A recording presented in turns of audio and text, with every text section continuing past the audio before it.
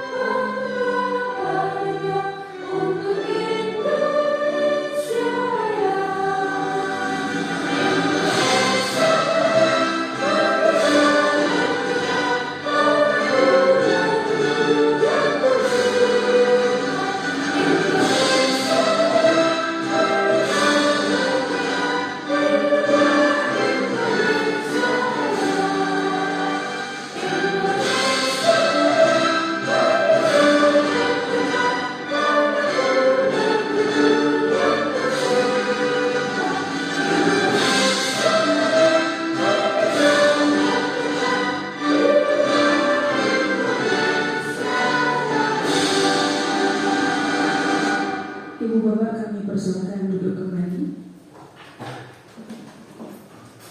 Baik, acara selanjutnya adalah acara inti yaitu pemaparan rencana tindak lanjut sirkuit training latihan kebugaran untuk masa depan lebih sehat oleh Bapak Hendrawan Eko Nugroho MPD. Kepada Bapak Hendrawan kami silakan. Terima kasih Bu Sandra. Sebelumnya, Assalamualaikum warahmatullahi wabarakatuh. Waalaikumsalam warahmatullahi wabarakatuh. Salam sejahtera bagi kita semuanya. Semoga selalu dalam keadaan sehat sehingga kita bisa melaksanakan kegiatan hari ini tanpa ada suatu halangan apapun. Bapak Ibu, mohon izin saya menyampaikan terkait rencana tindak lanjut yang sudah saya buat di sini dalam rangka penyelesaian PKD PJOK 2024 yang sudah saya buat dengan tim PJOK berjudul sirkuit training latihan kebugaran untuk masa depan yang lebih sehat.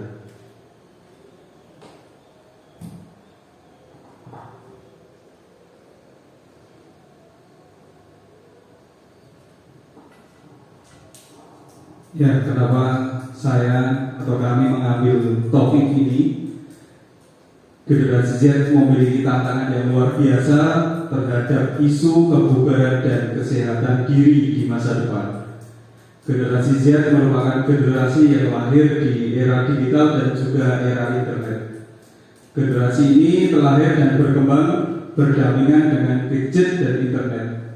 Begitu juga dengan peserta didik kelas 8 SMP Negeri 9. Mereka sejak kecil sudah terpaku pada layar gadget dan teknologi modern yang seringkali menggantikan aktivitas fisik dan interaksi sosial secara langsung. berdasarkan hasil observasi 20 peserta didik dari 32 lebih senang beraktivitas dengan gadgetnya daripada melakukan aktivitas fisik. Kondisi ini menimbulkan kekhawatiran akan menurunnya keterampilan motorik. Teknologi yang semakin maju meskipun memberikan banyak manfaat juga memberikan tantangan tersendiri dalam hal aktivitas fisik sebagai upaya menjaga keseimbangan gaya hidup sehat. Nah, ini merupakan PR bagi kita semuanya dan kami sudah melakukan tes kebugaran jasmani pada peserta didik kemarin khususnya di kelas 8. Hasilnya dalam kondisi tidak baik. Jadi selain masalah gizi yang tidak baik, juga tingkat kebugaran anak didik kita saat ini sedang tidak baik. Untuk menjawab tantangan ini diperlukan pendekatan yang inovatif dalam mengemas pembelajaran PJOK, khususnya aktivitas kebugaran jasmani, agar relevan dan menarik bagi generasi masa kini. Salah satu pendekatan yang efektif adalah penerapan pembelajaran berbasis proyek atau project based learning, sebuah model pembelajaran yang dirancang untuk memberikan pengalaman bermakna dalam beraktivitas gerak. Pembelajaran berbasis proyek ini diharapkan mampu menumbuhkan motivasi peserta didik SMP Negeri 9 Magelang dalam beraktivitas jasmani dengan mengenal, mencoba, dan menyusun program latihan sirkuit yang sesuai dengan kemampuan dan potensi yang dimiliki di tengah asiknya mereka beraktivitas dengan gadget. Jadi nantinya dalam kita menyusun pembelajaran sirkuit training ini nanti kita berpusat pada peserta didik. Learning object dalam materi yang saya ambil ini yang pertama adalah memfasilitasi peserta didik dalam mengembangkan kemampuan untuk mempelajari macam-macam latihan kebugaran jasmani. Yang kedua, memfasilitasi peserta didik dalam mengembangkan afektif, kognitif, psikomotor melalui aktivitas kebugaran jasmani melalui program latihan sirkuit training. Yang ketiga, memfasilitasi peserta didik dalam mengembangkan sikap dalam berkolaborasi bersama peserta didik lain dalam proses penyusunan pelaksanaan program sirkuit training. Yang keempat, nantinya diharapkan berkolaborasi bersama komunitas belajar sekolah untuk memberikan pembelajaran pecok yang berpusat pada peserta didik dan memberikan pengalaman bermakna peserta didik dalam beraktivitas gerak sebagai upaya menerapkan pola hidup sehat. Baik, untuk selanjutnya value dari pemaparan ini adalah yang pertama, peserta didik secara berkelompok memiliki proyek membuat sebuah program latihan berbasis program latihan sirkuit training dan dilaksanakan secara teratur sebagai upaya untuk membiasakan beraktivitas fisik sebagai penunjang meningkatkan kebugaran jasmani. Kemudian selanjutnya, latihan sirkuit adalah sistem latihan yang dapat memperbaiki secara serempak fitness keseluruhan dari tubuh, yaitu unsur power, daya tahan, kekuatan, kelincahan, kecepatan, dan komponen fisik. Jadi kebugaran jasmani ini adalah induknya untuk kita bisa bugar. Di sini banyak sekali unsurnya, ada power, daya tahan, kekuatan, kelincahan, kecepatan, dan lain sebagainya. Kemudian penentuan proyek. Yang kedua, menyusun langkah dan jadwal pelaksanaan. Yang ketiga, melaksanakan proyek. Keempat, presentasi hasil proyek. Yang kelima, evaluasi dan refleksi pelaksanaan proyek. Nah, ini rundown-nya, perkiraan rundown implementation step dimulai dari tanggal 24 sampai tanggal 30 November. Perencanaan rencana tidak lanjut dan sosialisasi bersama KBS. Kemudian nanti ini kita laksanakan di semester yang kedua, nanti di bulan Januari 1 sampai 7 Januari adalah persiapan pelaksanaan RTL bersama peserta didik. Dan dengan ditargetkan RTL tersosialisasi dan mendapatkan umpan balik. Kemudian RTL disepakati dan siap dilaksanakan.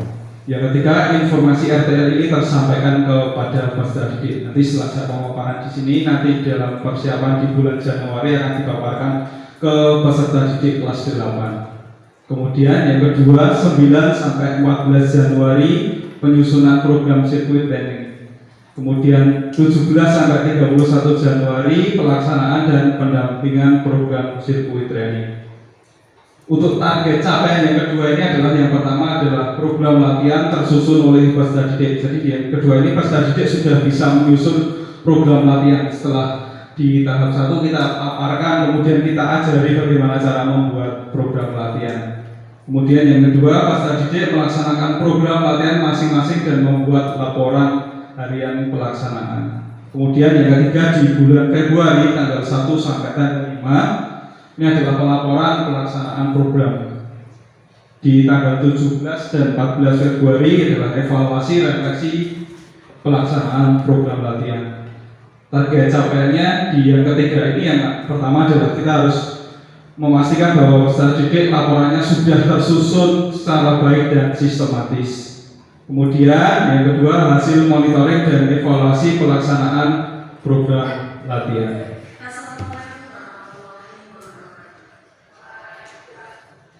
Baik, untuk struktur program dan mitra komunitas belajar, nanti program latihan kebugaran untuk masa depan yang lebih siap ini merupakan kegiatan kokurikuler, jadi di luar pembelajaran. Nanti kita berikan program untuk dilakukan di rumah. Kegiatan ini diprogramkan secara berkelompok dan berkolaborasi peserta didik dalam penyusunan programnya dan dilaksanakan secara mandiri dan teratur di luar jam belajar di sekolah atau bisa dilakukan di rumah.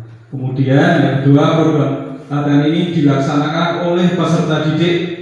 Untuk tahun yang pertama ini kita akan lakukan di kelas 8. Kemudian rencana pelaksanaan program secara keseluruhan dari persiapan hingga evaluasi kurang lebih membutuhkan waktu 7 minggu. Dimulai dari bulan ini, bulan November, nanti kita sempat terpotong di Desember, nanti kita akan lanjut lagi di bulan Januari sampai Februari. Ini dimulai dari 24 November hingga 14 Februari. Penanggung jawab di sini adalah kepala sekolah, kemudian pelaksana program ini adalah dari BPJOK, saya sendiri Hendrawan Eko Nugroho dengan Bapak Arfan Waitrosadi dan Ibu Sandra Fismanti. Kemudian nanti berkolaborasi dengan pengajar TIK Ibu Siti Nurjana dan Ibu Puji. Nanti diskusi bersama mendukung aplikasi penyusunan laporan harian pelaksanaan presentasi laporan akhir. Jadi ini sudah ada aplikasinya di App Store, sudah ada, kita tinggal menggunakan aplikasi yang ada. Nanti mungkin PR-nya adalah kita mengajarkan aplikasi ini dan mengenalkan kepada peserta didik. Aplikasi ini tidak hanya juga bisa digunakan peserta didik, mungkin Bapak Ibu ingin menggunakan untuk mengukur tingkat kebugaran atau kardiovaskulernya seperti apa, bisa menggunakan aplikasi yang sudah ada di App Store. Baik, selanjutnya kapasitas yang dimiliki sumber daya manusia.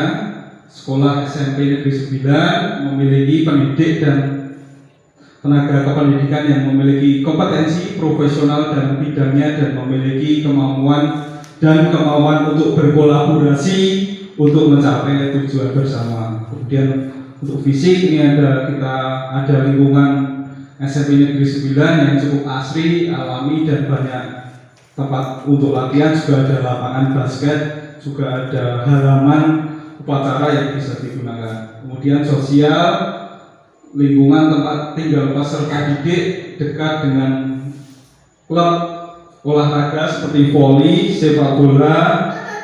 Selain itu dekat dengan kawasan rindam yang biasa digunakan untuk olahraga masyarakat. Kemudian sumber daya manusia di sini, peserta didik menguasai penggunaan gadgetnya sebagai sumber informasi baik melalui YouTube, browser maupun media sosial. Jadi peserta didik tidak hanya menggunakan gadgetnya untuk men-scroll TikTok Instagram ataupun yang lainnya, tapi juga bisa untuk menggunakan pembelajaran. Intinya ya bukan mengurangi, tapi kita mengarahkan peserta didik untuk menggunakan gadgetnya dengan lebih bijaksana. Kemudian lingkungan dan teknologi, SMP Negeri 9 memiliki sarana prasarana pendukung aktivitas fisik seperti lapangan bulu tangkis, lapangan voli, basket, ada bak lompat jauh, dan juga ada ruang komputer yang bisa dimanfaatkan untuk mencari informasi maupun membuat presentasi. Selanjutnya, evaluation plan. Yang pertama adalah mengidentifikasi indikator yang akan dievaluasi. Keterlibatan KBS, partisipasi peserta didik, kesulitan seperti apa yang dialami oleh peserta didik, dan perkembangan aktivitas fisik. Yang kedua adalah membuat instrumen dan monitoring evaluasi program berupa angket kepada kepala sekolah, KBS, peserta didik, dan orang tua wali peserta didik. Jadi nanti orang tua di sini juga mempunyai peran untuk mengawasi peserta didiknya atau putranya melakukan gerakan atau tidak. Yang ketiga, melakukan evaluasi, refleksi, dan umpan balik bersama KBS dan peserta didik. Ya, di dalam membuat program tentunya ada tantangan dan solusi yang bisa kita terapkan. Yang pertama adalah memberikan pemahaman terkait project based learning. Kemudian solusi lainnya adalah memberikan penekanan pemahaman waktu untuk peserta didik belajar dan memahami. Nanti juga akan dijelaskan bahwa waktu efektifnya adalah 7 minggu untuk pelaksanaan, maka harus mensepakati aturan yang sudah ditetapkan di awal pemaparan. Yang kedua, menumbuhkan tanggung jawab kelompok maupun pribadi dalam proses. Konsisten mendampingi dan mengingatkan akan tanggung jawab sesuai kesepakatan yang telah dibuat. Oke, yang ketiga, menumbuhkan motivasi dalam pelaksanaan proyek secara teratur dan berkontinu. Memberikan reward atas pelaksanaan aktivitas yang kontinu dan teratur. Yang keempat, kemungkinan adanya manipulasi data aktivitas. Nah, ini untuk manipulasi adalah membuat rubrik kontrol yang dimonitoring oleh orang tua peserta didik. Terima kasih. Demikian pemaparan yang dapat saya sampaikan. Untuk selanjutnya saya kembalikan ke Ibu Sandra Biswanti.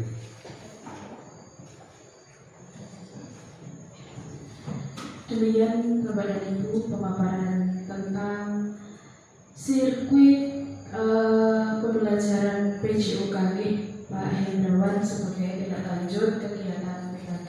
Bapak dan Ibu, kami buka sesi tanya jawab untuk 2 penanya. Monggo.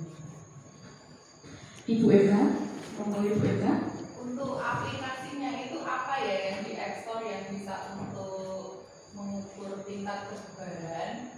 Kemudian sebagai guru saya juga tertarik karena tidak cuma siswa yang butuh bugar, kita sebagai bapak ibu guru dengan berbagai macam aktivitas juga butuh bugar.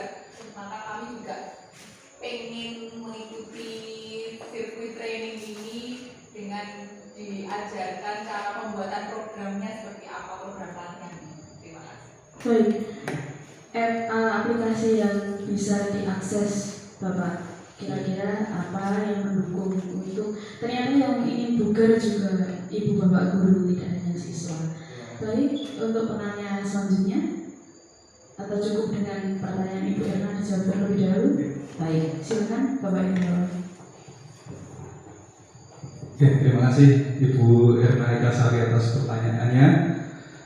Aplikasi apa yang ada di App Store yang untuk menunjang sirkuit training? Nanti aplikasinya adalah fitness test. Nanti akan ada sesi juga untuk Bapak Ibu guru untuk bisa menggunakan aplikasi tersebut. Ya, dan juga ada pelatihan bagaimana menggunakan dan menyusun program latihan. Contoh Bu Erna ini membuat latihan penguatan kardiovaskuler atau penguatan daya tahan. Nah, nanti di awal itu ada tes. Bu Erna itu tergolong kategori high, medium atau low terkait kardiovaskularnya. Nanti sudah itu nanti kita masukkan, contoh kita Bu Erna masuk ke medium.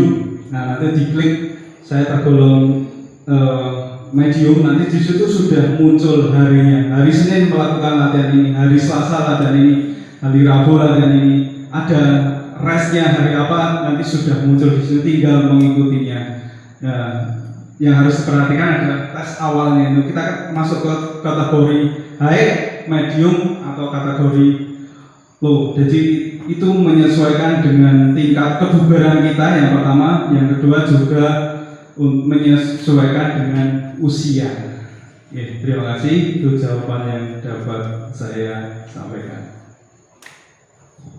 Baik, Bapak dan Ibu, demikian pemaparan sirkuit learning dari Bapak Hendrawan Eko Nugroho terkait penugasan untuk PKG. Sudah dicukupkan, Pak Hendra? Setelah kegiatan ini bisa mengisi umpan balik. Baik, dimohon untuk Ibu Bapak setelah kegiatan ini berakhir bisa untuk mengisi umpan balik yang nanti akan diberikan oleh Bapak Hendrawan. Demikian Bapak dan Ibu, acara pada siang hari ini pemaparan telah selesai. Semoga memberikan kebermanfaatan untuk kita semua. Saya mohon maaf atas tutur kata yang kurang berkenan dan juga perilaku yang kurang berkenan di hati Bapak Ibu sekalian. Mari kita mengucapkan hamdalah bersama-sama. Kami akhiri. Assalamualaikum warahmatullahi wabarakatuh.